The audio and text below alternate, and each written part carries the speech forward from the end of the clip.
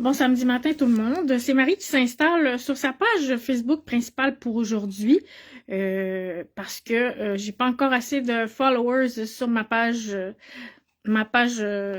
métajournal pour faire des lives. Alors pour l'instant je fonctionne de cette façon-là. Puis éventuellement mon idée c'est de faire les lives à un autre endroit. Donc aujourd'hui, commençons par la météo, hein, il neige, donc c'est un peu plate. On a des moments où on a l'impression que ça va être le printemps, ça fond, mais d'autres où la neige, en tout cas au Saguenay-Lac-Saint-Jean ce matin à Chicoutimi, nous revient. Je vous rappelle que dans ma prise de parole, j'ai certains conflits d'intérêts. Donc, je vous rappelle aujourd'hui que j'ai un conflit d'intérêts avec Microsoft parce que Microsoft me fournit beaucoup de services, notamment à la maison. J'ai mon courriel personnel que j'ai depuis le cégep. Donc, moi, j'ai beaucoup déménagé. J'ai été sans abri pendant plusieurs années. Et la seule chose que j'ai conservée de toute ma vie, c'est mon adresse Hotmail que j'ai depuis que j'ai, si je me trompe pas, 18-19 ans. Donc, ça fait 30 ans que j'ai la même adresse courriel principale. J'ai même perdu les choses que ma grand-mère a écrites, que j'étais la seule à avoir dans la famille. Et c'est vraiment un désastre qui m'est arrivé. Puis, j'ai perdu un bijou que ma mère m'avait donné. Je veux dire, j'ai absolument aucune trace de ce que j'avais dans le passé, sauf mon adresse courriel. Donc, vous comprenez que ça revêt une importance assez particulière pour moi. Puis jusqu'à tout récemment, Microsoft m'avait jamais demandé en fait de payer pour du storage chez lui.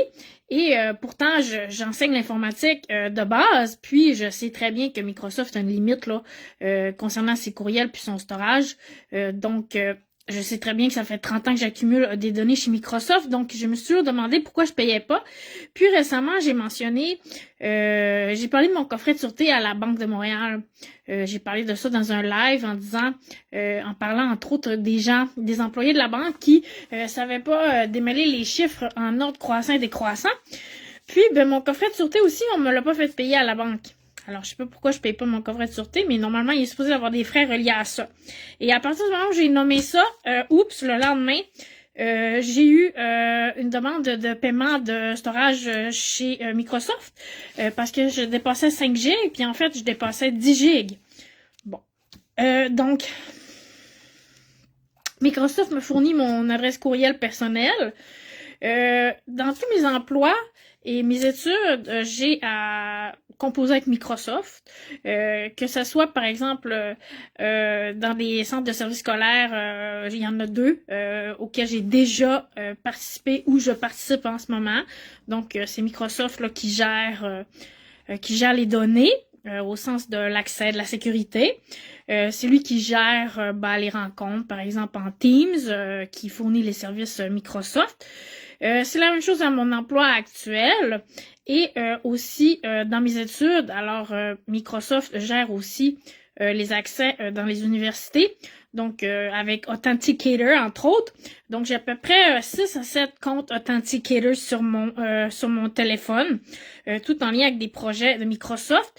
Donc, mon université me fournit, entre autres, l'accès à Microsoft Office, etc., etc. Donc, vous comprenez que pour ne pas être en conflit d'intérêt avec Microsoft, faudrait ne plus fonctionner professionnellement parce que Microsoft est implanté partout dans nos entreprises, dans nos écoles, dans nos gouvernements, etc. Donc, j'ai quand même déclaré là ce conflit d'intérêt quand même d'importance avec Microsoft, autant du côté personnel que professionnel. Ceci dit, je vais commencer aujourd'hui en vous parlant de la voix. Hein, la voix qui s'est terminée la semaine dernière. Et moi, j'ai suivi toutes les émissions sans en manquer une. J'ai commencé à commenter la voix, comme je l'avais fait il y a 2-3 ans. Je faisais des petites capsules là, pour donner un peu mes commentaires sur la voix. Puis cette année, j'ai commencé, puis j'ai décidé d'arrêter pour plusieurs raisons. Je pourrais revenir là-dessus un jour si nécessaire, mais je ne veux pas revenir là-dessus pour aujourd'hui.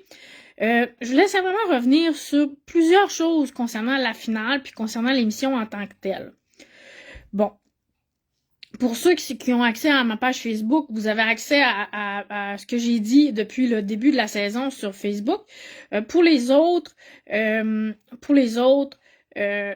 avez quand même accès à certaines choses que j'ai dites là, qui sont publiées sur ma page du Métajournal.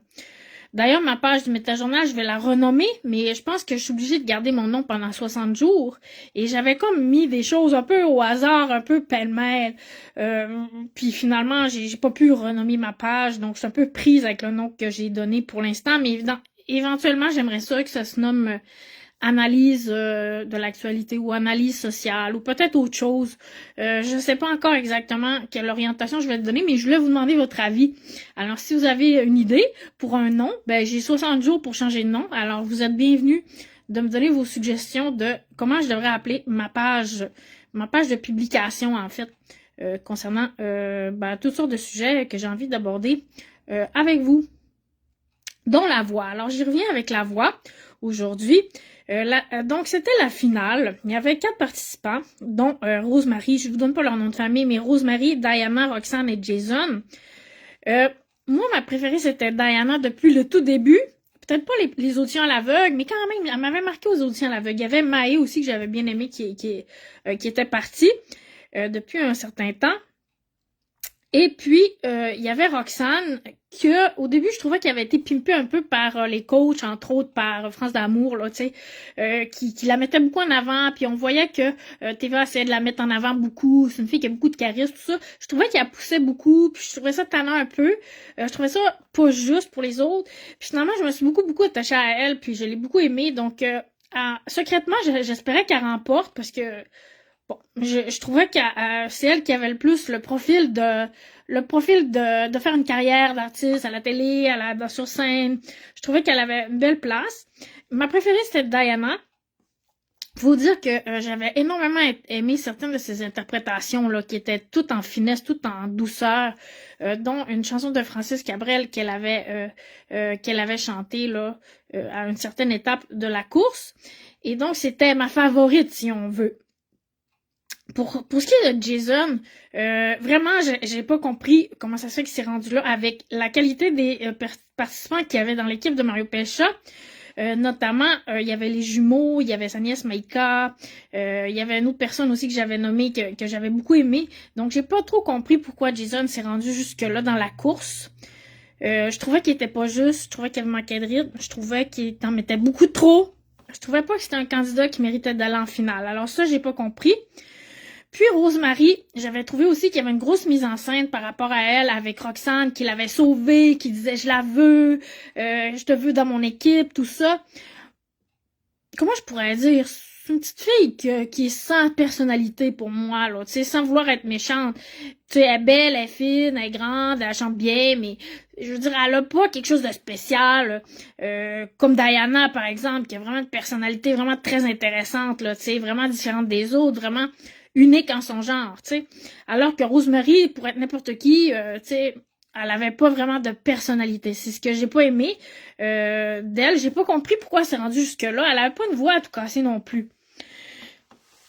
Pour ce qui est de la finale, j'ai été quand même surprise. D'abord, Diana a chanté une chanson d'une ancienne participante de La Voix, Catherine Sans Regret, pas de La Voix, mais de Star Academy, que j'avais beaucoup aimé, qui était dans mes 2 favorites avec Mia. Minable. Bon. D'abord, moi, Minable, c'est pas une tune que j'aime. Je trouve pas qu'elle est écrite d'une façon très brillante. Je trouve pas que la musique est extraordinaire. C'est une chanson qui a beaucoup pogné parce que la Star Academy pogne beaucoup, puis Catherine, elle chante très bien. Mais c'est un sujet aussi qui est un peu lourdeau, là, tu sais.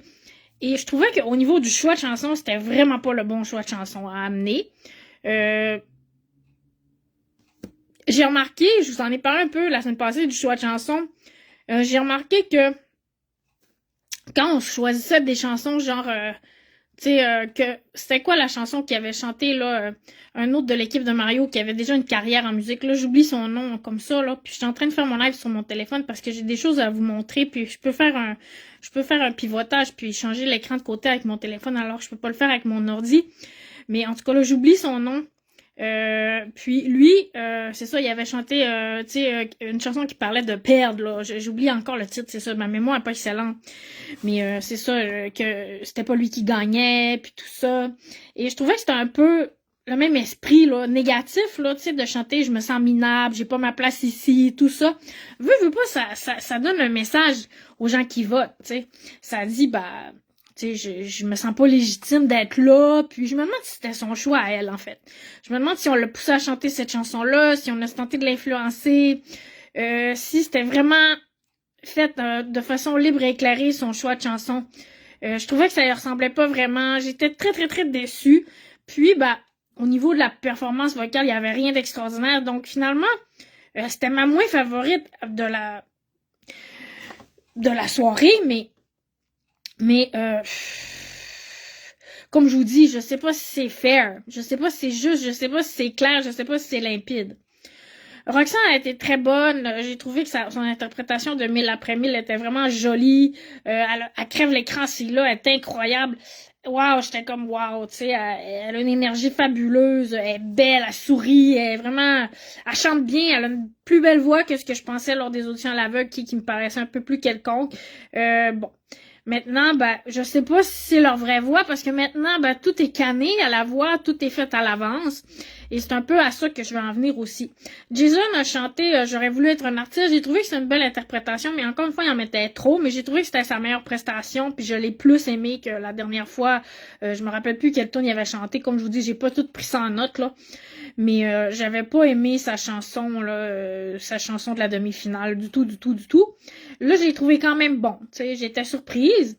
Puis, ils ont mis Rosemary en dernier. Déjà là, de fait chanter en dernier, par rapport en premier, ça aide pour le vote. Et là, elle a chanté une chanson que moi, j'adore vraiment beaucoup. C'est la chanson de Marc Dupré, tu sais, Ton départ.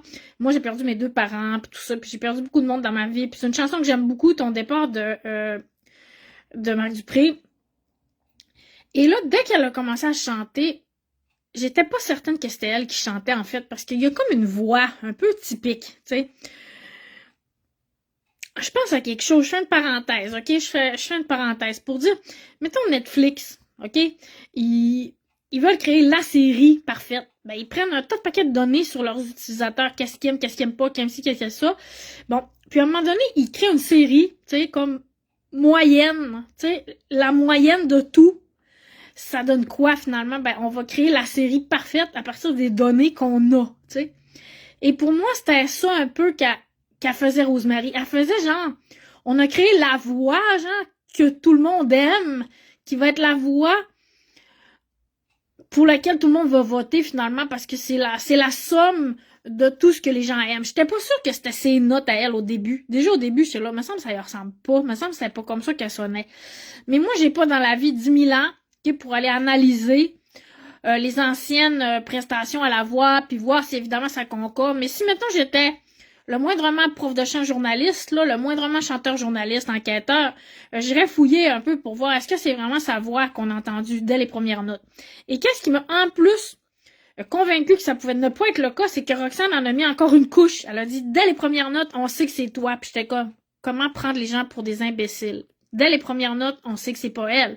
En fait, c'est le contraire qu'elle voulait dire. À mon avis, dès les premières notes, on sait que c'est pas elle. C'était évident. Mais, comme je vous dis, j'ai aucune preuve de ça. Ça peut avancer des choses qui sont pas vraies. Tout ça, c'est pas évident. Reste que j'ai beaucoup aimé son interprétation. Ben, si c'était son interprétation. Et j'ai voté pour elle, contre toute attente. Genre, c'était la dernière que j'aurais pensé qui se rendait en finale. Surtout les gens que j'ai vus qui sont passés à la voix. Il y en a plein qui ont été éliminés que j'aimais beaucoup plus, que j'ai nommé entre autres la semaine passée. Mais, au-delà de mes espérances, elle m'a fait pleurer. J'étais très touchée. J'ai beaucoup été touchée. C'est celle qui m'a le plus émue. C'est celle qui m'a le plus touchée. Alors, je me suis dit, ben, au final, elle a peut-être sa place là. Mais, comme je vous dis, tu sais, elle a perdu son père. Il y a tout l'aspect émotionnel, puis il y a l'aspect qui va autour de l'artiste, à mon avis, qui fait que ben c'est comme vendeur un peu pour une émission d'avoir cette histoire-là, tu sais, qui est en background, là. C'est comme si moi je fais les auditions à la voix, puis là on va la pousser parce qu'elle a été dans la rue, puis tu sais, comprenez-vous, on va la faire gagner parce qu'il y a une histoire intéressante en arrière de ça, puis on peut en tirer du profit, là, tu sais.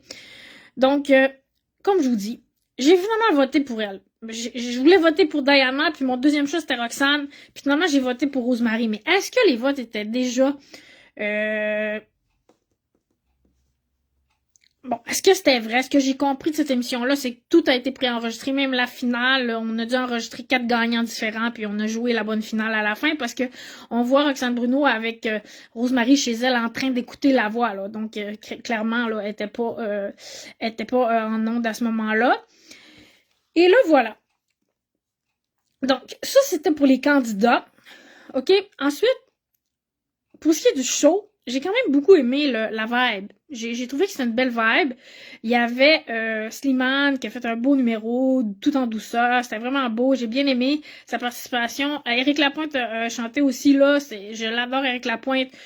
Son passage là était controversé. Il y a beaucoup de gens qui ont dénoncé certaines choses qu'il avait faites. Je sais pas si c'est vrai. Je veux pas diminuer ce que certaines victimes ont pu vivre, mais je veux pas non plus briser inutilement la réputation de quelqu'un. Donc, je sais pas. Pour ma part, en tant que personne qui est pas au courant, qui est neutre, je trouve qu'Éric Lapointe, sa première chanson était vraiment top. Puis j'ai vraiment été impressionnée. J'ai vraiment été impressionnée. J'adore Éric Lapointe. Je trouve qu'il est pas reconnu à sa juste valeur, en fait, dans le paysage québécois. Il a vraiment une voix tellement particulière, tellement unique, il est tellement... Bon, j'adore Éric Lapointe quand même. Puis, ça me rappelle aussi que, bon, quand j'étais dans la rue, on allait souvent chanter au Dauphin avec la gang des gens dans la rue, puis on chantait beaucoup des chansons d'Éric Lapointe, tout le monde en chantait. Donc, c'était des beaux moments quand même, là, de résilience qu'on vivait, là, avec les gens dans la rue. Bref, il y avait quand même une belle vibe pendant le show. J'ai beaucoup aimé. Concernant la pub de Vidéotron dont je vous ai parlé, ils ont passé la pub version écourtée. Ils ont passé la pub avec une version différente, avec du contenu différent, mais ils ont pas passé la pub telle que moi je vous l'ai décrite exactement. Ça, j'ai trouvé ça quand même surprenant et étonnant. Et la dernière chose que je voulais dire concernant la voix, bon, c'est le fait que ça a été supervisé par la firme EY. Ok, alors je vous donnerai pas de commentaires ici, je vais vous donner simplement des faits. Ok, alors la firme EY, quand tu cherches sur Internet, t'arrives sur EY Canada. Ok, t'arrives pas sur EY International, mais EY c'est Ernst Young et c'est une multinationale qui font entre autres des audits. Ok, alors ici j'ai fait une très brève recherche là pour savoir c'était quoi cette compagnie-là, mais ils font du contrôle, de la surveillance financière entre autres. Et quand on va sur le site de EY Canada, on voit que cette multinationale a eu entre autres le prix partenaire de l'année de Microsoft. Et cette compagnie-là a 700 bureaux dans plus de 700 bureaux dans plus de 150 pays et emploie 335 000 employés. Donc, en 2017, c'est une firme qui est employée par le gouvernement pour surveiller SACLIC. Ils ont eu un contrat de 700 000 $. Bon, alors c'est ce que j'ai à dire sur EY pour le moment. Et donc, c'est pas Grant Thornton ou Deloitte & Touche qui surveille, c'est une multinationale dont le siège social est en Grande-Bretagne. Bon, avec tout le reste qui s'est passé à la voix, bah, est-ce que j'ai autre chose à ajouter pour l'instant? Non. Je vais passer à mon deuxième sujet. Mon deuxième sujet, bon, alors, ce dont je vais vous parler, c'est ce qui a retenu mon attention cette semaine. Ok, alors moi, je suis pas un canal de nouvelles, je suis pas une journaliste. Ok, je vous parle de ce qui a retenu mon attention. Je vous sème des graines, je vous dis, bon, ben ça, moi, si j'étais JE, moi, si j'étais enquête, moi, si j'étais un journaliste d'enquête, si j'avais de l'argent, si j'avais le temps, si j'étais payé pour le faire, moi, j'enquêterais sur des choses comme EY. C'est qui ces gens-là? Comment ça fait qu'ils se sont ramassés à faire... la supervision de la voix, est-ce qu'il y a eu de l'autotune dans les voix, est-ce que c'est les vraies voix qu'on entend, est-ce que les choses ont été cannées, arrangées, bon, je me pose beaucoup de questions par rapport à ça. Moi, j'enquêterais plus en détail à ce sujet-là.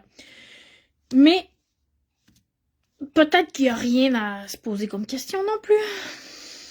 Je veux pas me gaslighter moi-même. Ceci dit, l'autre chose qui a évidemment retenu mon attention en grosse priorité cette semaine, c'était évidemment les propos horrible de Donald Trump qui a fait 2 posts terribles sur Social Truth. Je vais pas vous les citer, ils sont partout dans les nouvelles.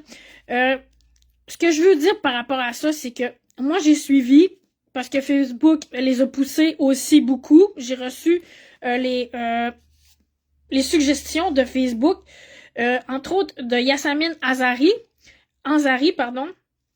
qui est une représentante du district 3 de l'Arizona, qui a commenté là sur le fait que c'était terrible ce que Trump disait. Puis j'ai aussi republié du contenu d'Alexandra Ocasio-Cortez. J'ai publié du contenu de ces 3 députés démocrates-là que vous pouvez voir sur ma page professionnelle, ma page du Métajournal. Puis, j'ai publié aussi ce matin, mais je l'ai vu plus tôt cette semaine, le post de Melanie Stansbury, qui, elle, est représentante du 1er district du Nouveau-Mexique. Si je me trompe pas, parce que j'ai pas vérifié sur Internet, c'est ça, je l'ai demandé à ChatGPT, ça. Donc, je suis pas certaine à 100%, parce que je me fie pas à ChatGPT, je vérifie toujours ce qu'il dit ChatGPT. Mais je vous invite à vérifier. Comme je vous dis, je vous invite à pas faire confiance à tout ce que je dis, à ce que je dis. Il faut aller vérifier. Faut vérifier par soi-même, il faut faire ses propres recherches. Je sais que ça choque un peu certains journalistes de dire on fait nos propres recherches, mais aujourd'hui, la moyenne d'éducation des gens n'est pas celle de 1940. Alors, contrairement à ce qu'on dit, la moitié de la population n'est pas analphabète fonctionnel. Alors, il y a beaucoup de gens qui sont assez éduqués pour faire leur propre vérification. Tout est dans Internet aujourd'hui, entre autres dans Wikipédia. Et qu'il faut vérifier aussi quand même. Mais c'est ça. Melanie Stansbury disait entre autres là qu'il fallait invoquer le 25e amendement. Hein, le 25e amendement pour destituer le président Trump là, de ses fonctions. Elle a répété plusieurs fois qu'il is not fit for office. Okay? Et on a vu une caricature aussi de Y là, qu'il monte un peu là, attaché comme si il était à l'hôpital psychiatrique. Moi, j'avais mis un post là-dessus disant que s'il était au Québec, ça prendrait une P38 pour Donald Trump parce qu'il est dangereux pour lui-même et pour les autres surtout. Et donc c'est ça qui a retenu mon attention, c'est que on devrait destituer le président, mais selon ce que Melanie Stansbury nous dit, la députée démocrate, ça prend, il faut que le cabinet du président lui-même s'en mêle. Donc, il faudrait que les républicains et donc le vice-président demandent là, à appliquer le 25e amendement. Et il faudrait que le Sénat et le Congrès votent aux 2/3 pour impeachment. Je sais pas si c'est empêchement, la traduction exacte. Mais voilà. Donc, c'est ce que je retiens. Pour ma part, que le président Trump, pour moi non plus, is not fit for office. Clairement. C'est terrible, là. C'est très, très, très, très, très grave, là, ce qui se passe. Voilà. Et peut-être, simplement pour vous rappeler, ok, je sais qu'il y a peut-être des journalistes, des politiciens, des gens qui peuvent m'écouter en secret, qui savent déjà ce que je vais dire, mais pour le commun des mortels, là, simplement pour vous rappeler, aux États-Unis, il y a 2 partis principaux. Il y a les républicains, il y a les démocrates. Là, je fais ça en comment dire, pour les nuls de base, ok, en vulgarisant, puis en simplifiant au maximum. Comment on dit simplification abusive? On dit, faut pas rendre ça... j'oublie le mot. Ok, donc... il y a 435 représentants qui sont élus, un peu comme au Québec, là, proportionnellement à la population par circonscription, qu'on appelle district. Donc, par exemple, Alexandra Ocasio-Cortez est dans un des districts de New York. Elle est dans le Bronx de New York. OK, donc il y a 435 de ces représentants-là. Les démocrates sont plutôt à gauche, les républicains plutôt à droite.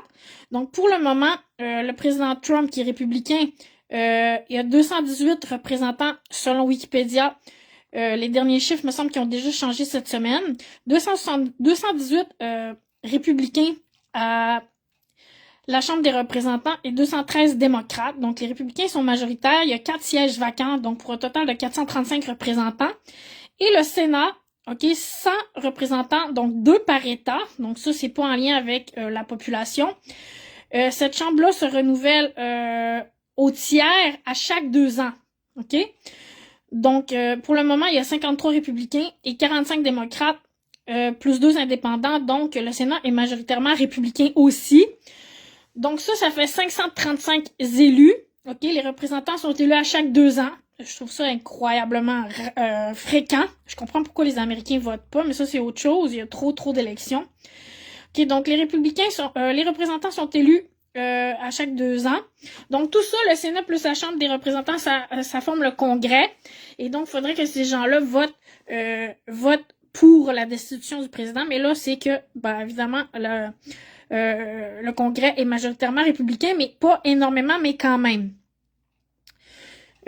Donc, les prochaines élections partielles auront lieu en novembre 2026, donc cette année, où le tiers du Sénat et tous les représentants seront élus. C'est juste ça que je voulais vous dire en passant. On n'ira pas plus loin dans la politique en ce moment, mais je pense que c'est quand même, la grosse base là, à comprendre pour savoir qui parle.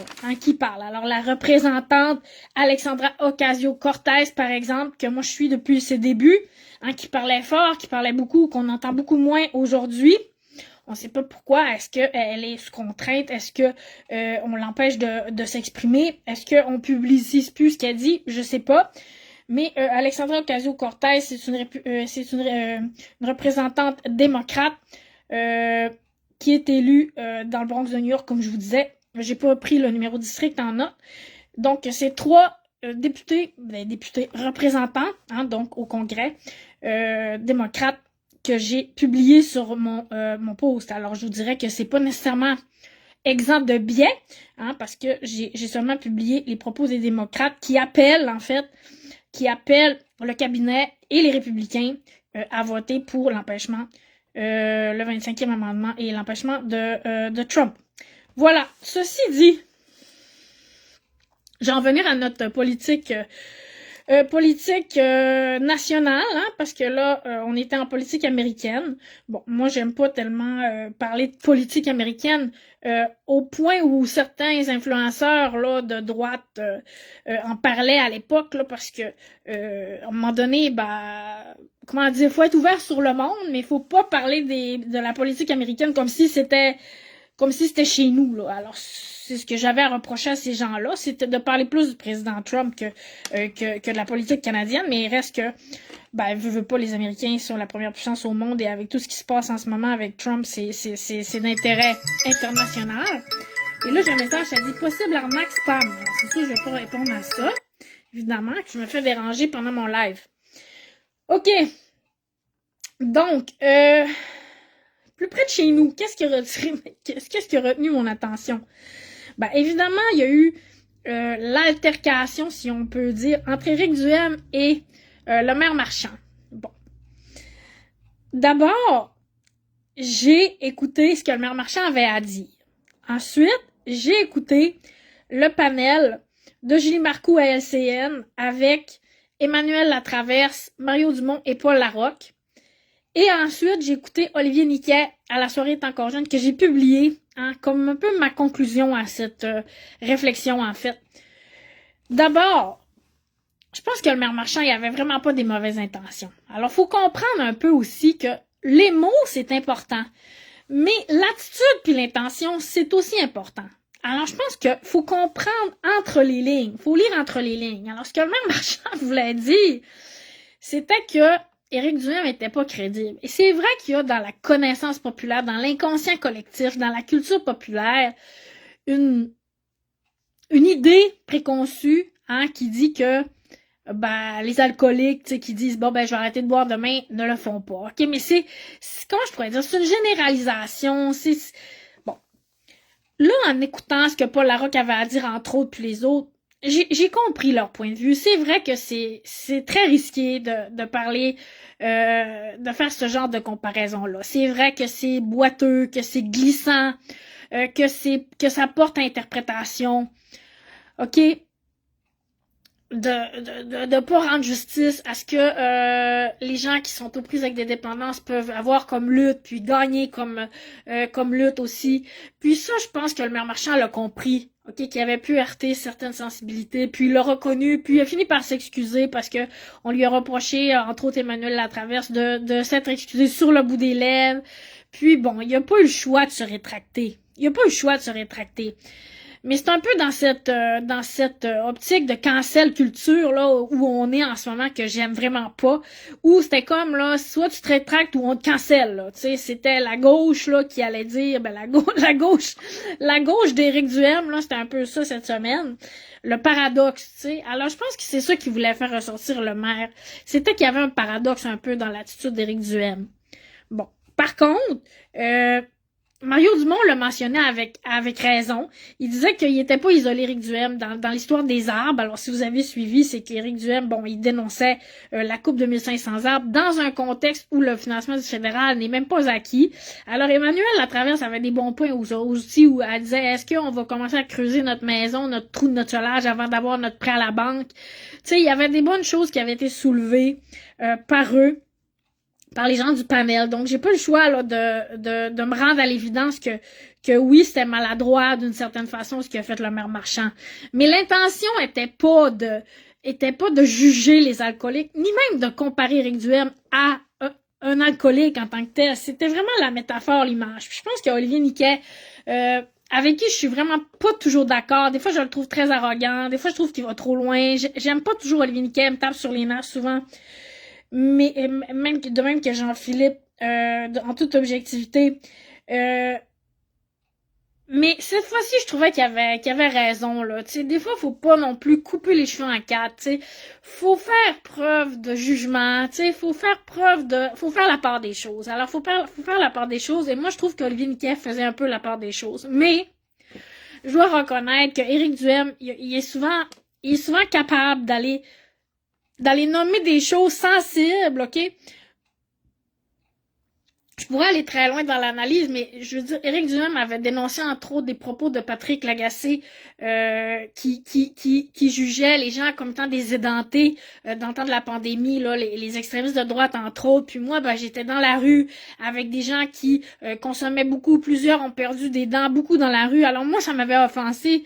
Personnellement, je me suis arraché une dent dans ma tente pendant qu'il faisait très froid. Alors je comprenais Éric Duhem ce qu'il faisait parce que j'ai vécu ce heurt, là, cette sensibilité par rapport à des propos, tu sais, qui étaient tenus par un journaliste comme Patrick Lagacé sans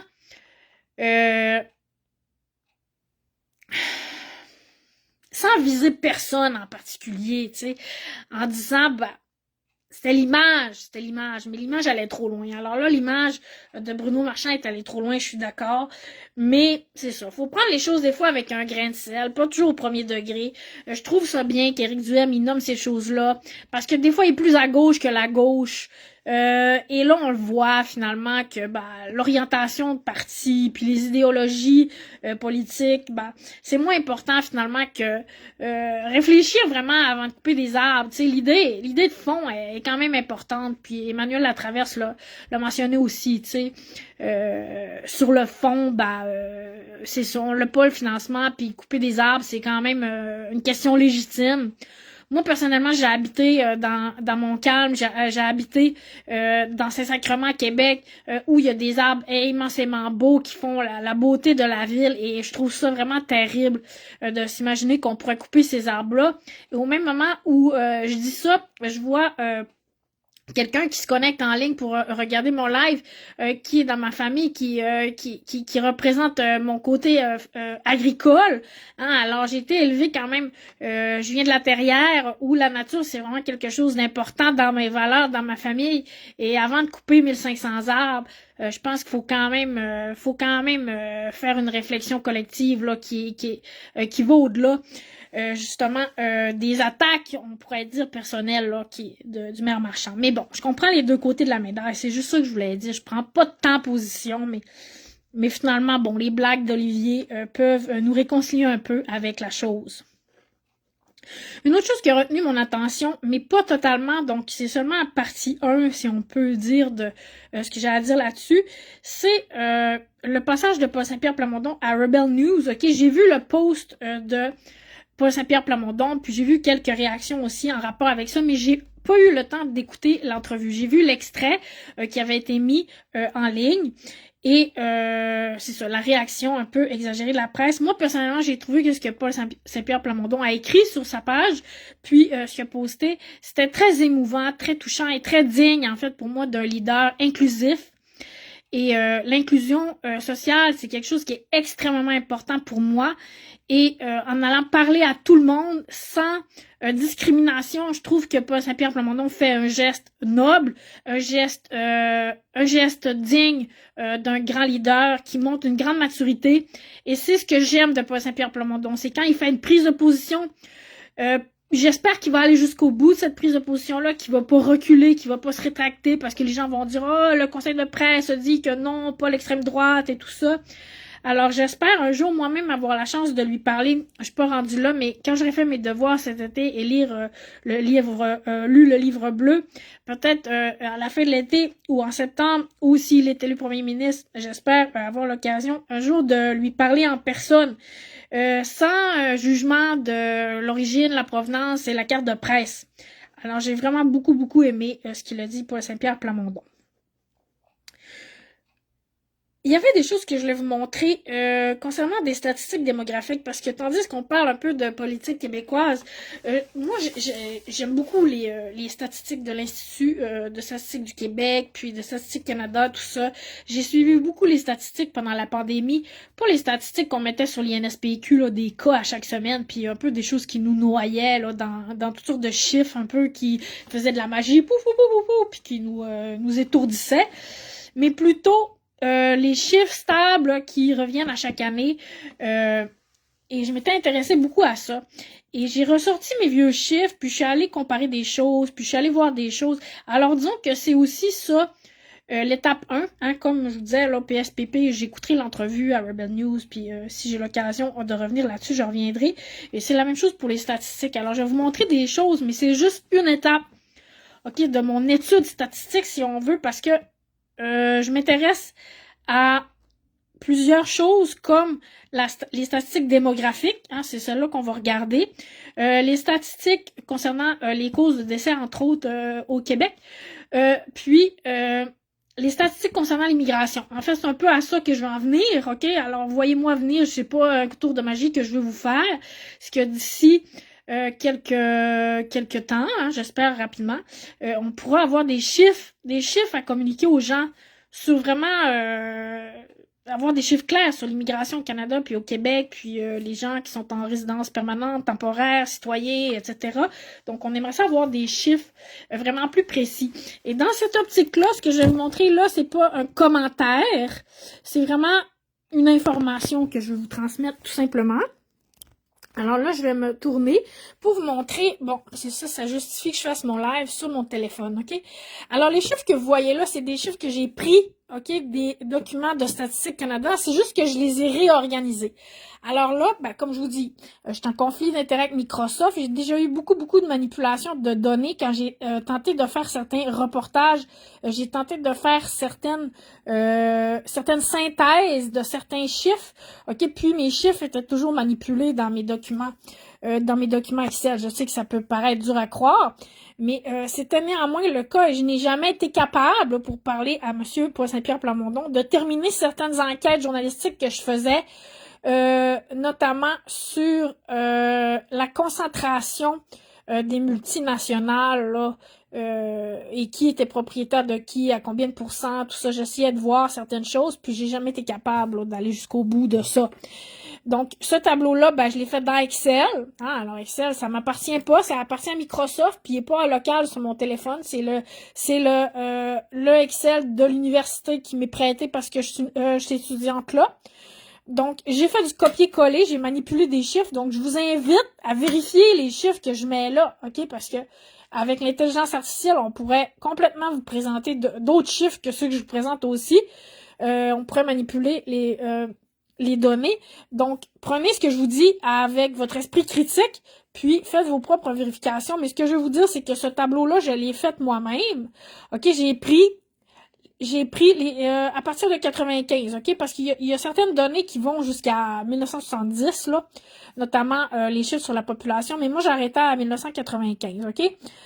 Alors, ok, ce que j'ai fait, c'est que j'ai pris la population, ok, depuis 95, donc sur 35 ans, 30 ans, ok. J'ai pris le chiffre aussi qui vient de Statistique Québec, de la croissance, OK, de la population. En fait, c'est une soustraction là, de chaque année. Donc, par exemple, si on prend 2026, on est à 9 033 887 et en 2025, on est à 9 43 463, ben ça fait une décroissance en fait de 9 576, OK? Donc, on a tout simplement soustrait.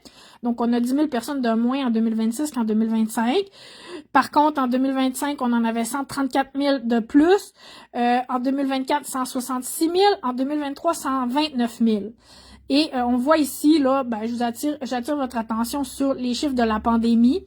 OK, ici, on avait 13 000, une croissance de 13 000 en 2021, là, donc c'était l'année suivant la pandémie. OK, on était passé de 537 000 à 550 000. Et j'ai pris aussi les chiffres concernant les naissances et les décès. C'est pour ça que je dis j'ai pris différents chiffres qui sont dans différents tableaux, puis je les ai mis ensemble, OK? Donc, j'ai pris les naissances, OK? Puis, j'ai pris ici les décès. Et là, ça ici, là, j'ai pris une feuille pour pouvoir écrire dessus. OK? J'ai imprimé ça ce matin d'un document que j'ai fait plus tôt cette semaine, je pense mardi. OK, j'ai fait des taux, mais je suis pas statisticienne, fait que en réalité, je sais pas comment ils se calculent ces taux-là. Je les ai fait à la bonne franquette à ma façon.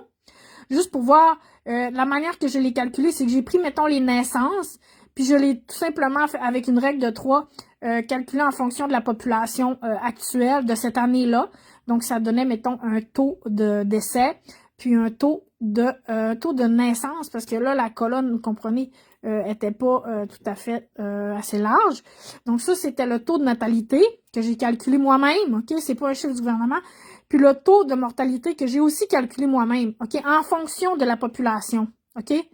Mais c'était juste pour avoir un indicateur pour moi, OK? Donc ça, c'est des chiffres qui viennent de moi, OK? Marie-Hélène, on va écrire ça, OK? Donc, par exemple, ben, on voit, OK, que par rapport à la population, exemple de 2025, ça donne 0,86% de taux de natalité. Par rapport à, mettons, je vais regarder, 1,14, OK, en 2009.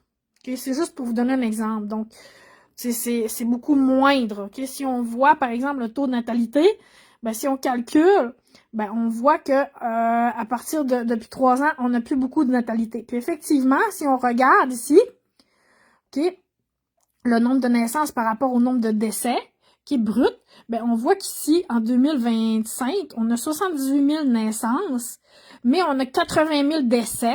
Okay, donc, on a 2 000 naissances de moins que des décès, mais on a quand même une croissance, bon là, vous voyez, mon focus s'enlève. Okay, on a quand même une croissance de 134 000. Okay, donc ici, ben, ça s'explique uniquement par l'immigration, vous comprenez? Donc, 134 000, ben, c'est tous des immigrants parce qu'il y a personne qui est né ici au Québec. Okay, même chose ici en 2024. On a 166 000 de croissance de population pour 77 000 naissances et 78 000 décès. Donc, on a seulement 1000 personnes qui sont nées. OK, j'arrondis là, vous comprenez? J'arrondis. OK? Puis, même chose en 2023. OK, 129 000 en croissance par rapport à des naissances de 77 000 et des décès de 77 000. Donc, il n'y a personne qui il n'y a pas de croissance en termes de natalité. Si on prend une autre année de référence, juste pour vous donner un exemple, OK? 2009, OK? On avait une croissance de 74 000, OK? On avait 88 000 de naissances et on avait 58 000 décès. Comprenez-vous qu'on avait 30 000 naissances de plus que des décès en 2009? 30 000! Okay, avec un taux, comme je vous disais tantôt, de 1,14. Bon, c'est une année où il y a vraiment eu beaucoup de naissances. Okay, donc, ça veut dire que sur ce chiffre de 74 000, il y a 30 000 nouveaux-nés, puis 44 000 nouveaux arrivants. OK, c'est un peu comme ça qu'il faut le comprendre. Mais là, ce qui est un peu touché, puis c'est ça que je voulais aussi faire ressortir, c'est que ici, quand vous regardez, ben, par exemple, la pandémie, OK? Vous regardez, mettons, on regarde 2018. OK, on voit qu'on avait 68 000 morts. Si vous regardez les années antérieures, OK, il y a tout le temps 1000, 2000, jusqu'à 3000 de plus de décès là, entre une année et l'autre année. C'est comme par exemple 63 000 à 66 000, c'est genre 2500 morts de plus. Mais si vous regardez 52, 52, 54, 54, 54, 53, 54, 55, OK, si vous regardez comme ça, 57, 58, ça monte toujours un peu comme la bourse, là, tu sais, comme ça monte, OK? Si vous regardez les courbes de la bourse, c'est un peu les mêmes idées. OK, ça monte tranquillement pas vite parce que la population monte aussi tranquillement pas vite. Donc, il y a comme une logique dans les chiffres, OK? Là, on arrive à 66, 68, 67, OK? Puis là, on arrive en 2020 à 74 000. Bon, ça, c'est des chiffres que j'avais fait ressortir en 2021. OK? J'avais fait ressortir que la majorité des morts supplémentaires de la pandémie étaient en mars-avril, c'est-à-dire quand on a fait les mesures de confinement. Et on sait que pendant cette période-là, il y a beaucoup de morts qui ont eu lieu en CHSLD. Tu sais, il y a des gens qui ont arrêté de recevoir des soins, il y a toutes sortes de choses qui se sont passées. Donc, on sait que les morts qui ont été là en avril-mai 2020, c'est pas nécessairement toutes des morts de COVID, OK? Ça peut être des morts qui sont dues aux mesures de confinement et aux mesures sanitaires qui ont créé beaucoup de chocs, qui ont créé beaucoup de toutes sortes de problèmes, OK? Donc, il y a eu comme 7 000 et 8 000 morts. On peut regarder éventuellement ces chiffres-là, OK? Mais là, c'est seulement pour vous dire qu'effectivement, il y a un taux de mortalité en 2020 qui est beaucoup plus élevé. Donc, on parle d'une surmortalité. Et là, quand on arrive en 2021, alors qu'on nous disait qu'on était encore en pandémie pendant 2021, on a 70 000 morts. Okay, mais si vous regardez la croissance normale des décès, 62, 64, 63, 66, 67, on comprend qu'ici, on serait à peu près à 68, 69, puis là, on serait à 70.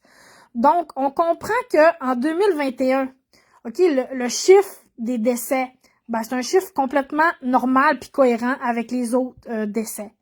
Mais là, ce qu'on voit ici, c'est ça que je voulais faire ressortir, c'est que là, c'est rendu opaque. OK? Puis, c'est pas la seule chose qui est rendue opaque dans notre société, mais ça, ces chiffres-là, c'est rendu opaque. OK? Donc, 79 000, ben là, il y a une croissance de 9 000 morts. C'est plus que pendant la pandémie. OK? 67 à 74. Là, de 70 à 79.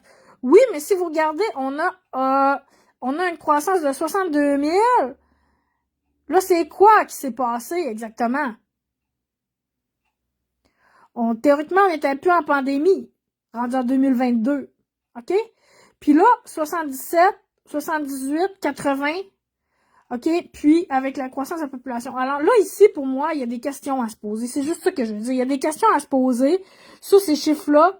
Pourquoi en 2021, on a juste 70 000 morts? Puis pourquoi en 2022, on en a 79 000? Tu sais, on peut plus vraiment calculer à partir d'ici. Parce que là, on a eu un tas de paquets d'immigrants, puis là, les décès sont rendus inférieurs aux naissances. Alors, il y a des questions à se poser aussi là-dessus. OK, pourquoi les gens font plus d'enfants au Québec? Ben là, il y a la crise du logement. Tu sais, alors si les gens ils ont pas... Bon, alors il y a plusieurs questions à se poser. Je veux pas tout interpréter les données à votre place. Moi, ce que je vais vous montrer aujourd'hui, c'était les données, OK, brutes. Je vais vous les montrer. OK, c'est le même tableau, là, c'est parce que j'ai barbouillé dessus, fait que je voulais vous faire le beau tableau pour terminer. OK, donc, j'ai imprimé ça aujourd'hui, d'un document que j'ai fait cette semaine, à partir des chiffres de l'Institut statistique du Québec, que vous pouvez aller sortir, sauf le taux de décès. Le taux de natalité puis le taux de mortalité que j'ai calculé un peu moi-même. Mais ce qu'on voit ici, si on regarde mes chiffres que j'ai faits, mettons en 96, le taux de mortalité c'était 72, mettons, %. Puis si on regarde, là, le taux de mortalité est à 89%, 88%. Comme je vous dis, c'est des indications, OK? Je suis pas statisticienne. Je sais pas comment calculer. J'en appelle aux gens qui connaissent ça de m'instruire et de nous informer. OK, mais ici, 89, 88, 89, 86. Puis là, oups, ça baisse, OK? Fait qu'on dirait que le monde mourrait moins avant qu'aujourd'hui. C'est quoi exactement? Je sais pas, là, tu sais, comment calculer ça, puis tout ça. Mais, comme je vous dis, il reste que ces chiffres-là, c'est des chiffres du gouvernement. Puis, je vous invite à prendre le temps de vous intéresser à ça. Puis, il y a d'autres chiffres que je pourrais ressortir éventuellement, comme je vous disais, c'est juste partie 1, mais je trouve toujours ça intéressant de voir les statistiques. Puis, j'aimerais ça savoir, il y a combien là-dedans? Est-ce que ça inclut les résidents permanents? Est-ce que ça inclut les nouveaux citoyens canadiens? Les si, bon, tu sais, la croissance, est-ce que ça inclut les résidents temporaires? Comment c'est calculé, ces chiffres-là? Comment c'est calculé? On aimerait ça savoir, avoir les choses vraiment simples et claires. Voilà. Bon, tout ça pour dire que c'est pour ça que j'ai fait mon live sur mon téléphone, c'était pouvoir vous montrer ces chiffres-là que j'ai fait cette semaine. Donc, ceci étant fait, je sais pas combien ça fait de temps que je suis là parce que j'ai pas de temps sur mon téléphone. Les autres choses que j'ai à dire sont plutôt régionales, mais avant d'aller sur le régional, je voulais mentionner que au téléjournal de jeudi, que j'écoutais, que j'aime beaucoup Céline Galipo, je l'adore, elle est tout le temps bien avec son petit rosé tout doux. J'adore Céline Galipo, c'est ma lectrice de nouvelles préférée. Téléjournal de 22h. Aux manchettes, on avait le Liban, les attaques au Liban, puis après, on avait la mort de Roger Brulotte. On comprend que normalement, quand on fait des manchettes, c'est en ordre d'importance. Moi, je fais mes manchettes, si on veut, pas nécessairement en ordre d'importance, mais là, je les ai faites en ordre international, national, puis après, genre les régionales. J'ai fait ça de même aujourd'hui, mais ça veut pas dire que je vais tout le temps faire ça de même. Mais eux autres, quand ils font leurs nouvelles, aussi, il y a des critères, qui sélectionnent une information plutôt qu'une autre. Mais là, il y avait le Liban. Puis entre autres, dans le Liban, on voyait un monsieur qui regardait sur son téléphone toute sa famille qui était morte dans les attaques. On voyait des gens dans les décombres, c'était à pleurer. Sérieusement, c'était terrible, là. C'était terrible. Moi, je suis une personne sensible. Je suis sûre qu'il y a plein de monde sensible aussi qui trouve ça atroce, la guerre, tu sais.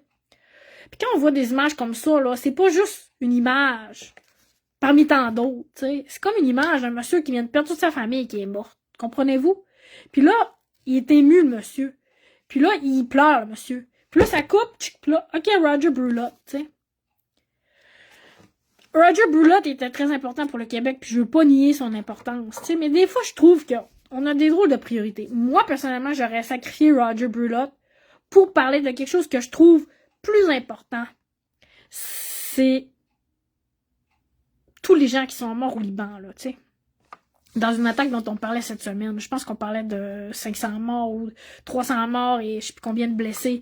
Bon, je me rappelle plus des chiffres exacts, mais, tu sais, on aurait besoin d'être un peu moins centré sur nous-mêmes, un peu plus ouvert sur le monde, un peu plus conscient de ce qui se passe ailleurs. Tu sais, je trouvais que oui, Roger Brulotte, il entertainait pas mal le monde dans le sport, puis il est important, mais ça fait une semaine qu'on parle de Roger Brulotte, puis là, on a vu Paul Saint-Pierre Plamondon rendre hommage à Roger Brulotte, puis un autre rendre hommage, puis tous les politiciens, puis tous les artistes, puis tout le monde, puis Roger Brulotte.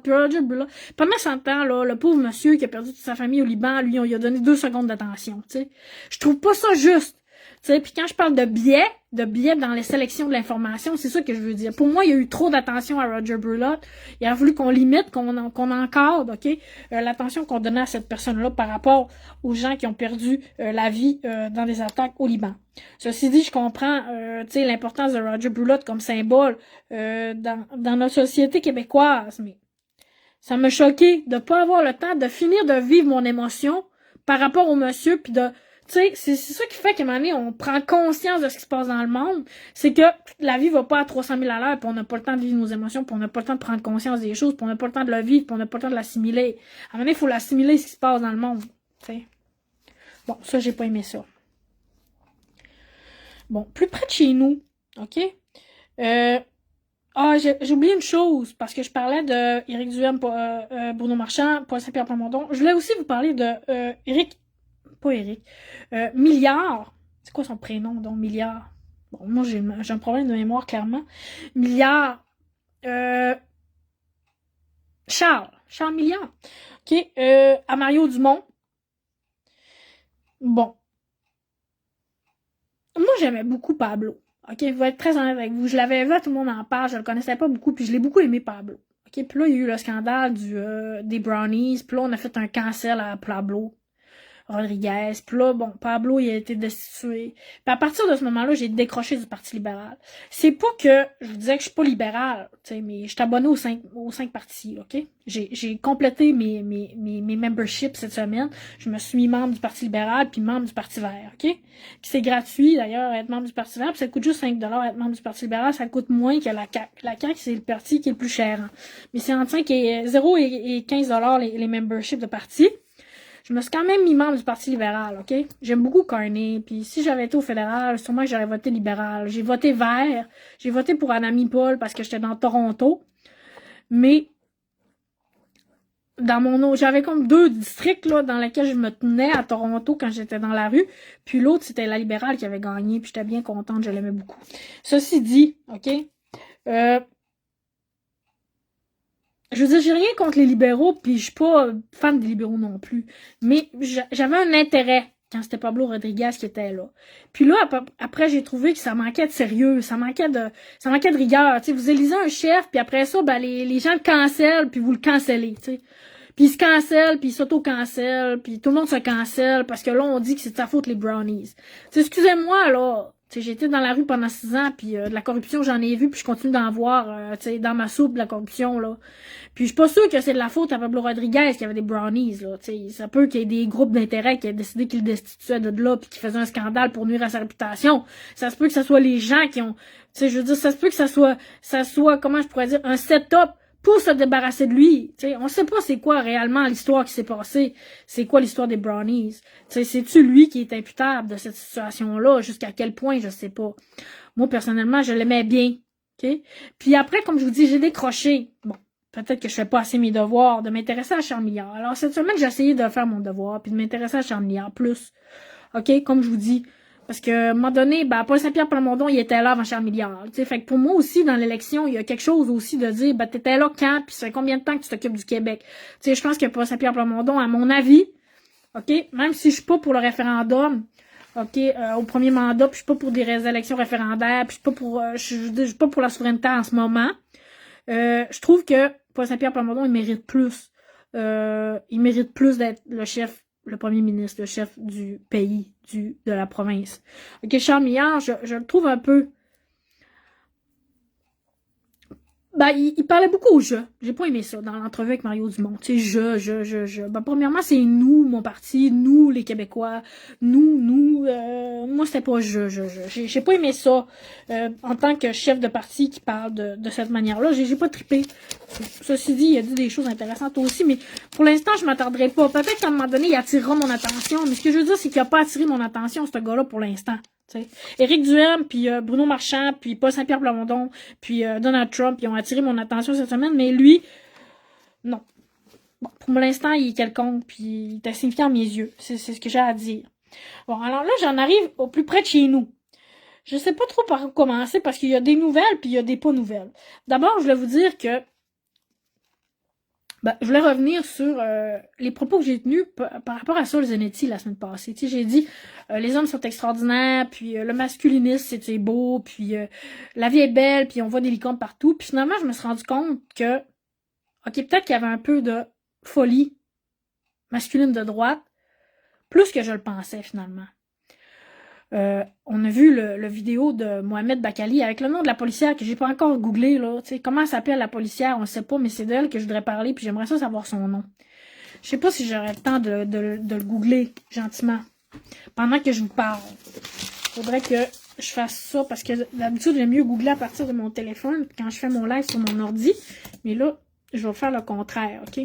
Alors, si vous avez le nom de quelqu'un, le nom de cette policière-là, ça serait smart de me le dire, parce que j'aurais pas besoin de le googler. Je vais écrire dans Google nom policière Mohamed Bakali. Je sais pas s'ils vont me le dire. Bon, là j'ai un article de la presse, policière insultée, policière du SPVM.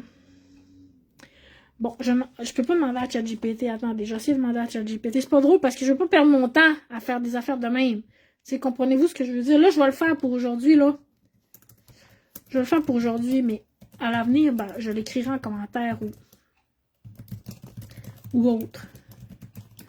Là, j'essaie de ChatGPT, puis on va voir si j'ai la réponse, là. Je ne peux pas t'aider à identifier une personne précise pendant... Bon, ok. Là, ça va être trop long. Il veut pas m'aider, ChatGPT. Alors, ce que je voulais dire par rapport à cette policière-là, si vous avez son nom, dites-le moi, puis j'essaie de le trouver pour la semaine prochaine, ok? Parce qu'elle, elle a réagi d'une manière que j'avais trouvé qu'elle était quasiment une sainte, tu sais. Je me suis dit, non, moi, je serais pas capable de réagir de même. Mais j'ai beaucoup réfléchi à sa posture, tu sais. J'ai voulu en parler la semaine passée, puis je me suis retenue, tu sais. Elle a un fusil dans ses poches. Comprenez-vous ce que je veux dire? Lui, s'il l'attaque, là, elle a le droit de se défendre de m'amener. Comprenez-vous ce que je veux dire? Elle a le droit d'y mettre les menottes. Mais mettons qu'il serait violent avec elle. Tu sais, c'était tellement violent ce qu'il disait. Tu sais. Elle, c'était comme, soit je me laisse faire, mais si je suis obligée, je vais être obligée de me défendre. Comprenez-vous ce que je veux dire? Elle était calme. Elle prenait ses insultes. Mais au final, Comprenez-vous ce que je veux dire? C'est elle qui avait le gros bout du bâton quand même, tu sais. Je réfléchissais à ça, tu sais. Est-ce qu'il aurait pu aller plus loin, puis c'était quoi la dynamique, puis tout ça. Bref, cette semaine, je me suis fait agresser, OK?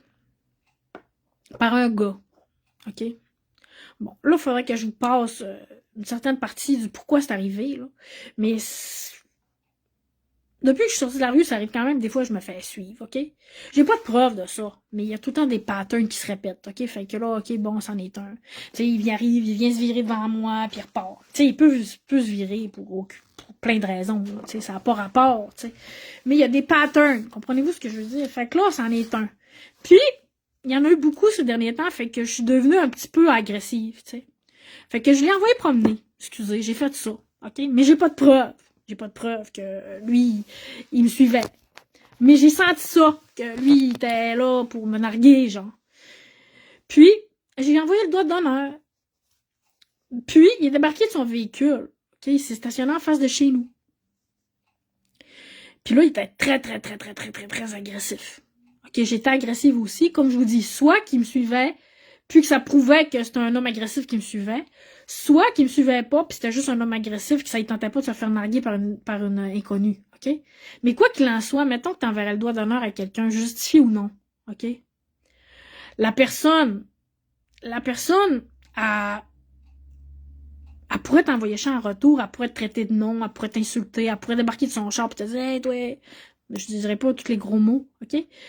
Mais là, le gars, il s'est stationné en face de chez nous, OK? Puis moi, j'étais en train de rentrer la poubelle.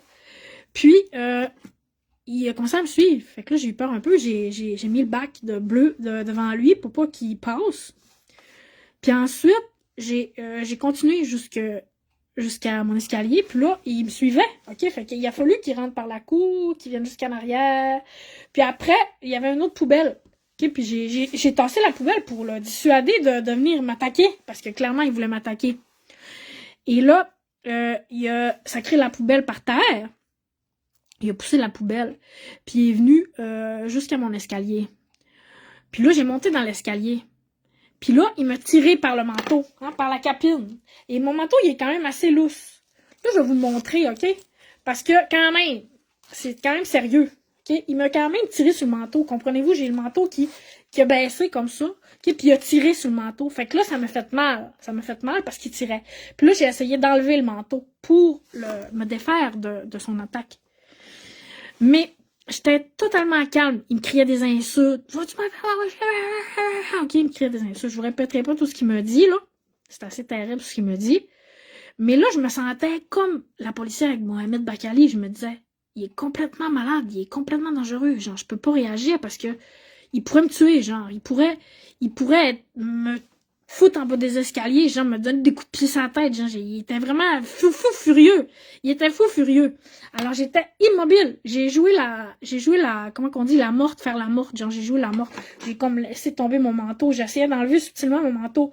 Puis là, probablement, quand il a vu que je bronchais pas, genre, puis que je faisais rien, ben là, il a comme lâché prise, tu sais, puis il est parti. Mais le gars, il sait quand même où j'habite, là. Comprenez-vous ce que je veux dire?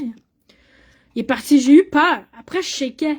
Mais là, j'avais un rendez-vous pour un marketplace au Centre Georges. Puis j'avais oublié mon rendez-vous parce que j'avais oublié mon rendez-vous. Fait que quand j'étais arrivée chez nous, j'étais à l'heure du rendez-vous. Puis là, le gars, il m'avait écrit, excuse-moi, j'étais en avance au Centre Georges. Puis j'ai dit, oh merde. Mais là, j'étais comme sur le shake. T'sais. Je m'étais comme assise sur le divan pour me calmer. Puis, j'ai vu son message au gars. Fait que finalement, j'ai donné rendez-vous. J'ai dit, viens me porter. Mais j'avais comme peur, comprenez-vous? Là, il est venu, puis là, il était dans... C'est qui le gars? Je le connais pas non plus. Un poil à fondu en fond, tu sais, il va-tu me donner un coup sur la tête, genre, des fourchettes à fondu, genre, il va-tu essayer de m'attaquer? Tu sais, j'étais comme, venait juste de me faire agresser, là, pis j'étais en bas, j'avais peur que l'autre revienne, j'étais vraiment pas en sécurité, à ce moment-là. Ben, je me sentais pas en sécurité, tu sais. Je savais pas si l'autre, il allait revenir. Puis qu'est-ce qui est arrivé, c'est que j'avais laissé mon auto à l'extérieur de la cour pour, rentrer le bac bleu, parce qu'il y a pas de place pour rentrer le bac si mon auto, est dans la rue. Fait que j'ai laissé ma bourse puis mon cellulaire dans l'auto juste pour aller rentrer la poubelle puis après rentrer mon auto, tu sais, je voulais pas traîner ma bourse. Puis finalement, le gars, il m'a attaqué pendant que j'avais pas mon cellulaire dans les mains, tu sais. Fait que je voyais courir, je pouvais pas appeler, je pouvais rien faire. Puis en arrière de chez nous, ben, j'ai plein de voisins, mais il y avait pas un voisin dehors à ce moment-là, tu sais. Souvent, il y a du monde dehors. J'étais comme, j'ai pas de témoin, il y a personne qui a vu rien. Mais c'est pour ça, il y a quand même une trace, là, de ce qu'il a fait. Mais, j'ai eu peur, tu sais. Puis, avec tout ce qu'il m'a dit, puis tout ce qu'il a fait, j'étais d'accord que, finalement, peut-être qu'il y a une montée d'agressivité, de la violence. Je dois dire que d'abord, c'est un blanc québécois, parce qu'avec tout ce qu'il a dit, avec l'accent qu'il avait, c'était pas un étranger. Alors, par rapport à ce qu'il a dit, Mathieu Bock-Côté, tu sais, la violence, ça vient du Maroc, là, tu sais, pour faire ça clair là, avec ce qu'il avait dit, là. Pour moi, ça avait rien à voir, là. C'était un Québécois, là. Je sais pas si c'est un Saguenayen. Ça pouvait être un Montréalais qui était ici. Tu sais, ça pouvait être une gang de Montréal. Tu sais, ça pouvait être une gang de rue de Québec. Ça pouvait être une gang de rue d'une autre région que du Saguenay-Lac-Saint-Jean. Mais clairement, le gars, c'est un Québécois, là, OK? Il avait les cheveux longs ici, noirs. J'ai pris son numéro de plaque. J'ai appelé à la ligne anonyme de la police pour le décrire puis donner son numéro de plaque, puis j'ai pas donné plus de détails, mais il était très très violent et très agressif, tu sais. Puis je me dis, si je m'étais défendu ou si j'y avais dit, si mettons j'y avais fait ce qu'il m'avait dit, genre viens me le faire d'en face ton doigt d'honneur, tu sais, genre jamais j'aurais refait parce que vraiment sérieusement il était dangereux, il me fait peur. Si j'y avais refait, je pense qu'il me frappait là, tu sais, vraiment. Fait que est-ce que ça aurait pu être possible au Saguenay, v'là 10 ans, tu sais? Ben, sérieusement, je me le demande. Alors, je suis obligée de me ranger un peu du côté de QS, puis de ce vocabulaire-là de la montée du masculinisme de droite. On dirait que ça a comme confirmé un peu ça. Peut-être que oui, il y a un recul. Peut-être que Solzanetti avait raison. Peut-être qu'il y a un recul. Alors, c'est une question que je me pose par rapport à ça. Ça se passe dans ma région, ça se passe chez nous, genre, fou furieux. OK, ça dépassait en proportionnalité. Ça dépassait en proportionnalité ce qui était attendu de se défendre de façon légitime, là. Comprenez-vous, c'était pas légitime ce qu'il faisait, là. Il était rendu chez nous dans mon escalier. Donc, est-ce que ça, c'est normal, tu sais? En 2026, là, tu sais, ce genre d'agressivité-là. Comme je vous dis, peu importe si j'avais raison ou non j'avais sûrement pas raison, mais en tout cas, ça me dit, genre, prochaine fois, si tu vois quelqu'un qui te suit ou qui est agressif, genre, comme, défends-toi pas, genre, par toi-même. Fait que merci quand même à la policière dont j'ignore le nom pour m'avoir enseigné, genre, à pas réagir puis à pas essayer de me défendre. Parce que c'est peut-être ça qui m'a sauvé la vie, finalement. Puis parlant de ça, je voulais parler à la ville des fameuses poubelles. Là, c'est un peu malaisant. C'est vraiment malaisant. Tellement malaisant, ce que je veux dire. Parce que moi, c'est pas moi qui sortais les poubelles avant, dans mon immeuble, OK? Donc, là, je me suis mise à sortir les poubelles récemment parce que, ben, il y avait de la négligence de la personne qui sortait d'habitude. Puis, il y a eu beaucoup aussi de sortage de poubelles à n'importe quel moment, tu sais. Puis là, il fallait comme que j'aille en bas puis que je dise, ben là, c'est à cause que les poubelles, c'est pas là, il faudrait les sortir. Ouais, mais tout le monde les sort. Je dis, ouais, mais c'est pas parce que tout le monde sort les poubelles qu'il faut que tu sortes les poubelles. Il faut que tu sortes les poubelles quand c'est le temps de les sortir, tu sais. Ouais, mais on va les laisser là, c'est pas grave. Non, mais il va reneiger puis après, il va falloir qu'ils déneigent les trottoirs. Puis là, on va avoir la poubelle là puis, tu sais, on va ressortir la poubelle dans une semaine. On laissera pas la poubelle là dans une semaine. Fait qu'avec tout ça, je me suis mis à m'occuper des poubelles, tu sais. J'ai toujours supervisé un peu les poubelles, tu sais, j'ai toujours vu, ok, c'est les poubelles, ok, c'est pas, ok, je remarque, tout se fait normalement, mais là, ça se faisait plus normalement. Fait que j'ai commencé un peu à m'en mêler. Fait qu'entre autres, j'avais regardé sur le site de la ville la prochaine collecte, tu sais, pour être sûr que je sache, parce que je sais que les poubelles, c'est aux 2 semaines, puis le bac bleu, c'est aux 2 semaines, puis le bac à compost, c'est l'hiver, c'est aux 2 semaines. Fait que j'avais regardé ça, comme il faut. Puis, j'avais noté, ok, sur mon calendrier, le 30 mars, les poubelles, ok? Je l'avais noté parce que je l'avais regardé sur le site de la ville, ok? Puis j'avais sorti mes poubelles le 30 mars. Le 30 mars. Puis les autres personnes aussi avaient sorti leurs poubelles. Puis quand j'ai rentré mes poubelles, ma poubelle, elle avait été vidée. Donc les poubelles sont passées le 30 mars, ok? Puis là, la semaine passée, ben lundi cette semaine, jour de lundi de Pâques, je vois les gens qui sortent les poubelles. Là, je me dis, c'est quoi qui se passe? Il n'y a pas des poubelles 2 fois de suite, ça se peut pas. En tout cas, là, j'ai pensé à tout ce qui s'était passé les derniers jours, tu sais. Ils ont sorti les poubelles plein de fois, puis tout le quartier, il y en avait 2, 3 qui sortaient les poubelles quand c'était pas le temps, puis je sais comme c'est quoi l'histoire des poubelles, là, tu sais. Fait que là, je me suis dit, je vais sortir les poubelles, vu que tout le monde a sorti les poubelles, sans exception. Pas juste 3 personnes, genre, tout le monde a sorti les poubelles. Mais j'y croyais pas que les poubelles allaient passer. Je me suis dit, ils ont passé la semaine passée, ils repasseront pas cette semaine. Je les ai mis au chemin moi-même. Fait que j'ai laissé les poubelles au chemin. Puis, apparemment, il y avait plus de poubelles. J'ai pas de preuve que les poubelles sont passées parce que je les ai pas vues, je les ai pas entendues. J'ai pas pris photo, donc j'ai pas de preuve que les poubelles sont passées. Mais, il y avait plus de poubelles dans ma poubelle. OK? Alors, j'ai rentré la poubelle. Ça, c'était lundi, le 6 mars. Mais là, mardi, c'était supposé être la récup parce que ça l'avait été 2 semaines avant, comprenez-vous? Fait que moi, j'étais tête de cochon aussi, fait que je me suis dit...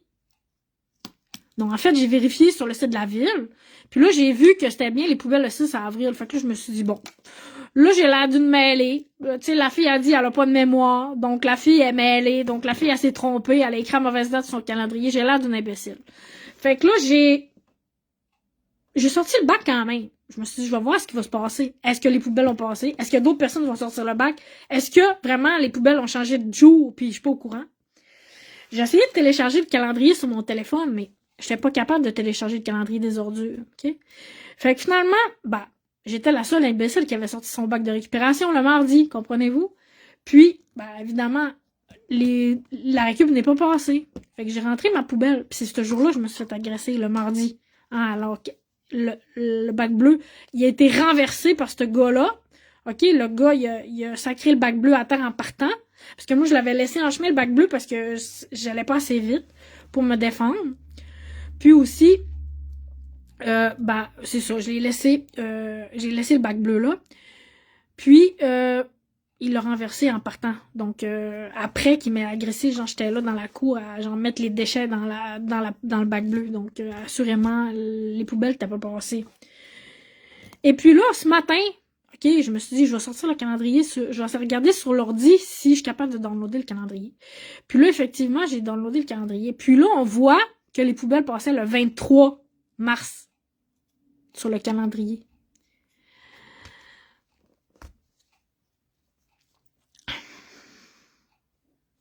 En tout cas, moi, j'ai sorti les poubelles le 30 mars. J'étais pas mêlée, j'avais pris en note. Je sortais en 2 semaines, puis les poubelles sont passées le 30 mars. Mais sur le calendrier, c'est marqué 23 mars puis 6 avril. Fait que là, ça a l'air qu'il va falloir que je fasse une maîtrise pour être capable de m'assurer que je sais quand est sortir les poubelles. Parce que là, j'ai l'air d'une imbécile qui sait pas quand est sortir les poubelles. Fait que je voulais demander à la ville si elle était au courant de ces poubelles. Ils passent tout le temps 2 semaines ou des fois l'horaire change ou comment ça marche. Tu sais. C'est-tu Microsoft qui gère la ville? Je sais pas. En tout cas, je sorti mes poubelles à partir du calendrier que j'ai imprimé aujourd'hui. Ça a l'air plus compliqué que je pensais sortir les poubelles. Voilà. Je vais terminer avec quelque chose de positif.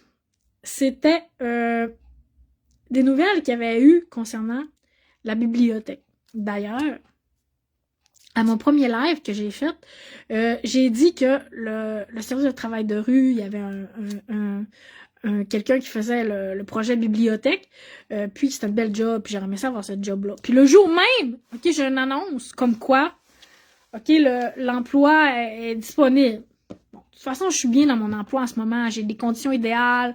Tu sais, moi, je suis dans le communautaire, mais je considère que l'ensemble de mon horaire, de mes conditions de travail, de la flexibilité, de tout ce que j'ai, vaut largement, certains désagréments que j'ai vécu dans le milieu scolaire. Puis, je veux dire, je suis satisfaite de mon travail, donc j'avais pas nécessairement le goût de changer de travail. Ça fait que j'ai envoyé quand même une offre de candidature, mais vraiment personnalisée, là, tu sais, genre pas nécessairement qui fitait avec l'offre d'emploi qui était là. Regarde. Moi, je voudrais bien vous aider, mais à mon tarif, à mes horaires, à mes conditions qui sont ceci, cela. Fait que j'ai reçu un message du service de travail de rue qui disait, merci de ton intérêt, mais effectivement, nous, on a telle contrainte, puis ton offre ne fit pas avec nos besoins. Puis c'était bien correct de même, tu sais. Je voulais pas vraiment, tu sais, changer ma vie pour ça en ce moment. T'sais, donc oui, c'était quelque chose d'intéressant, mais à un certain moment, quand il y avait un certain timing, là, le timing était pas là pour ça. OK?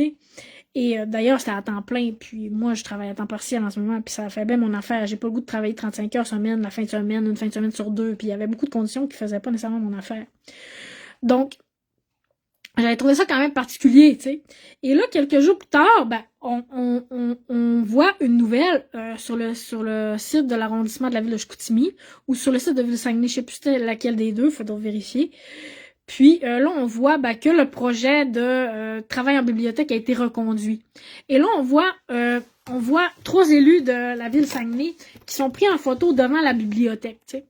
Dont la conseillère de district de Laterrière, là, Madame Mégagnon, si je me trompe pas. Je vais aller vérifier encore une fois sur Internet. Faudrait que je m'organise mieux que ça pour pouvoir faire des recherches en même temps que je vous parle. Ok, donc je vais chercher conseiller, là, j'espère que je me ferai pas niaiser, district Ville-Saguenay. Parce que je connais leur visage, je connais leur nom. Il y avait là Serge Godreau aussi sur la photo. Puis l'autre, je sais aussi c'est qui, mais attendez, je vais vous dire son nom, là, ça n'a pas été long pour cette fois-ci. Michel Tremblay. OK, alors il y avait Michel Tremblay, l'autre, la Madame Gagnon. Gagnon, c'est bien ça. Qui est district 12, district 9, puis district 7. OK? Alors, ils se mettent les 3 devant la photo, genre devant la bibliothèque. Tu sais, notre projet d'intervention de service de travail de rue, tu sais, se continue à la bibliothèque. OK, mais moi, j'ai commenté, genre, pourquoi vous vous mettez en avant-plan sur la photo? C'est quoi le rapport de 3 conseillers municipaux sur la photo du service de travail de rue? Tu sais, j'ai dit peut-être que vous devriez mettre, je sais pas, des belles photos devant le local du service de travail de rue à la bibliothèque, ou, tu sais, je sais pas, mettre en valeur les intervenants, ou je sais pas trop, là, tu sais, comme... Il me semble que ça reflète pas ce que c'est, puis ça n'a pas rapport de se mettre en valeur. Puis là, j'ai eu une réponse. Puis là, il y a une personne qui a commenté que, bon, j'étais pas à l'aise qu'on me réponde en même temps que l'autre personne. Fait que j'ai supprimé mon post, puis j'ai réécrit mon post. Avec plus de détails, puis en disant clairement que si les gens voulaient me répondre, ben c'était à moi qui répondais. Puis, le lendemain, il y a eu un autre post sur la ville, sur le site de la ville. Et là, ça dit que le projet Tapage, okay, qui est un projet de réinsertion au jour le jour avec les personnes en situation d'itinérance pour travailler dans toutes sortes d'entreprises, et le projet du service de travail de rue en bibliothèque avait été reconduit. Et là, il y avait des magnifiques photos. Il y a des magnifiques photos en noir et blanc, super artistiques, avec du floutage en arrière. Puis tu sais, on avait pris, c'était vraiment magnifique, sérieusement, les photos. C'était à pleurer. J'ai pleuré. J'étais devant les photos pendant comme 5-10 minutes avec les grosses larmes qui coulaient pour de vrai, là. J'étais vraiment émue parce que j'avais écrit dans mon premier post, ça fait région. T'sais.